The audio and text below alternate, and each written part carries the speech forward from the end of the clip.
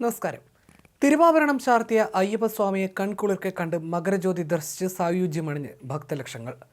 വൈകിട്ട് 6:30 അയ്യപ്പന് തിരുവാഭരണം ചാർത്തിയുള്ള ദീപാരാധന നടക്കുമ്പോൾ പൊന്നമ്പലമേട്ടിൽ മകരജ്യോതി തെളിഞ്ഞു.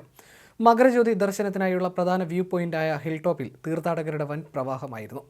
2 ലക്ഷത്തോളം ഭക്തരാണ് ശബരിമലയിലേക്ക് ഒഴുകിയെത്തിയത്. കനത്ത സുരക്ഷയാണ് ശബരിമലയിൽ ഒരുക്കിയിരുന്നത്.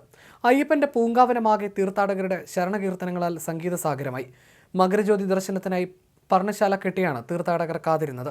സന്നിധാനത്തും പമ്പയിലും മാത്രമല്ല, പൂങ്കാവനത്തിലെ 18 മലകളിൽ അയ്യപ്പന്മാരുടെ പർണശാലയുണ്ട്. കാത്തിരിപ്പിന് ശരണകീർത്തനങ്ങളായിരുന്നു അകമ്പടി. ദേശത്തിന്റെയും ഭാഷയുടെയും വ്യത്യാസമില്ലാതെയാണ് തീർത്ഥാടകർ പർണശാലകൾ കെട്ടിയിട്ടുള്ളത്. വലിയ തിരക്ക് കാരണം പർണശാലയ്ക്ക് സ്ഥലം കിട്ടാത്തവർ നടന്നു പോകുന്ന വഴികളിൽ വരെ വിരിവെച്ചിരുന്നു. മകരസംക്രമ സന്ധ്യയ്ക്കായുള്ള പൂങ്കാവനത്തിലെ 18 മലകളുടെയും കാത്തിരിപ്പിനൊടുവിൽ സന്ധ്യാവേളയിൽ തിരുവാഭരണം ചാർത്തി ദീപാരാധന നടന്നപ്പോൾ മകരജ്യോതി തെളിഞ്ഞു. ദർശനപുണ്യം തേടി സന്നിധാനത്തേക്ക് തീർത്ഥാടകരുടെ മഹാപ്രവാഹമായിരുന്നു. കർശന നിയന്ത്രണങ്ങളോടെയാണ് വാഹനങ്ങൾ പമ്പയിലേക്ക് കടത്തിവിട്ടത്. 1.5 ലക്ഷം പേർ ഉണ്ടെന്നാണ് രാവിലത്തെ കണക്ക്.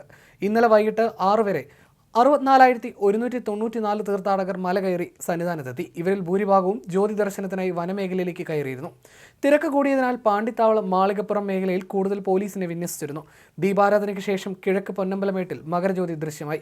മകരവിളക്ക് ദർശനം സാധ്യമാകുന്ന എല്ലായിടങ്ങളിലും പർണശാലകൾ നിറഞ്ഞു. കഴിഞ്ഞ 2 ദിവസമായി ദർശനത്തിനെത്തിയ തീർത്ഥാടകർ മലയിറങ്ങാതെ കാത്തിരിപ്പിലാണ്. ശബരിമലയിലും നിലയ്ക്കലിലും പമ്പയിലും സമീപ പ്രദേശങ്ങളിലുമായി 5000 പോലീസുകാരാണ് സുരക്ഷയൊരുക്കിയത്.